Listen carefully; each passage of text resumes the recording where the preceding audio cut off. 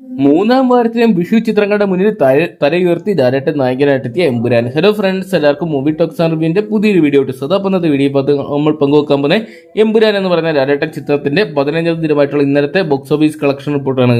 Video ആദ്യമായിട്ട് കാണുന്ന സുഹൃത്തുക്കളാണെങ്കിൽ ഏറ്റവും പുതിയ സിനിമാ വിശേഷങ്ങൾക്കായിട്ട് ഇപ്പോൾ തന്നെ ചാനൽ സബ്സ്ക്രൈബ് ചെയ്ത് നോക്കുക. മലയാളത്തിന്റെ സ്വന്തം ലാലേട്ടനെ നായകനാക്കി പൃഥ്വിരാജ് അണിയിച്ചൊരുക്കിയ ചിത്രം മൂന്നാം വാരത്തോട്ട് കടന്നപ്പോൾ കേരളത്തിൽ മികച്ച ഹോൾഡ് തന്നെ നിലനിർത്താൻ സാധിച്ചിട്ടുണ്ടായിരുന്നു. ഏകദേശം 200-ന് മുകളിലായിരുന്നു ചിത്രത്തിന്റെ തിയേറ്ററുകൾ ലഭ്യമായിട്ടുണ്ടായിരുന്നത്. നല്ലൊരു കളക്ഷൻ തന്നെ ചിത്രത്തിന് 15ാം ദിവസം സ്വന്തമാക്കാൻ സാധിച്ചിട്ടുണ്ട്. അതും 3 വമ്പൻ ചിത്രങ്ങളുടെ കൂടെ ലാലേട്ടൻ ചിത്രത്തിന് 15ാം ദിനം സാധിച്ചു എന്നുള്ളത് തന്നെയാണ് ഏറ്റവും വലിയ ഹൈലൈറ്റ്.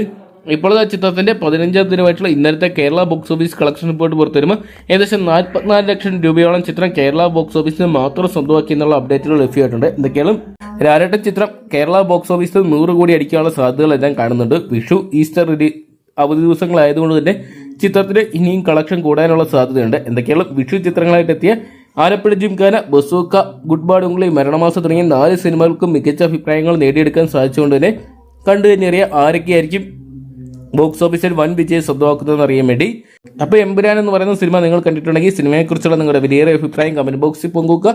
വീഡിയോ ഇഷ്ടപ്പെട്ടെങ്കിൽ ലൈക്ക് ചെയ്യാനും ഷെയർ ചെയ്യാനും ചാനൽ സബ്സ്ക്രൈബ് ചെയ്യാനും മറക്കണ്ട.